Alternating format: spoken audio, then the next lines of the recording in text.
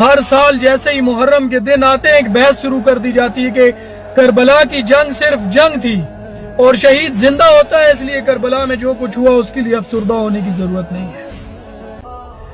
تاریخ کی کتابیں اٹھاؤ، اونٹ کی ٹانگ کٹنے پر رونے والوں سنو، کربلا میں صرف جنگ نہیں ہوئی تھی، کربلا والوں پہ صرف پانی بند نہیں کیا گیا تھا، معصوم بچوں کو پانی دکھا دکھا کر پیا گیا تھا۔ حضرت عباس کو صرف شہید نہیں کیا گیا، ان کے بازو بھی کاٹے گئے۔ 6 ماہ کے بچے کو صرف تیر نہیں لگا بلکہ بچے کو قبر سے نکالا گیا۔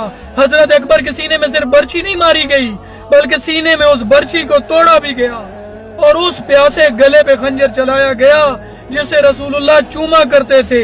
4 سال کی بچی دیکھتی رہی، پیاسے باپ کے گلے پہ خنجر چلتا رہا اور صرف خنجر نہیں چلا، بعد میں گھوڑوں سے ان کے جسموں کو پامال بھی کیا گیا۔ 4 سال کی معصوم بچی کو صرف تماچے نہیں مارے گئے بلکہ اس کے کانوں سے بالیاں بھی چھینی گئیں۔ بچی کے کانوں میں خون تھا اور صحرا میں بابا بابا کے آوازیں تھیں۔ صرف خیمے نہیں جلائے گئے، بیویوں کے سروں سے چادریں بھی کھینچی گئیں۔ اور مسلمانوں، یہ ہمارے تمہارے آقا دو جہاں کے بچوں کے ساتھ کیا گیا۔ اب غمگین ہونا ہے تو غمگین ہو جاؤ، خوشی منانی ہے تو خوشی مناؤ، ناران کا خان جانا ہے تو ناران کا خان جاؤ۔ کربلا تو سکھاتی ہے وفا کیا ہے، جفا کیا ہے اور عشق خدا کیا ہے۔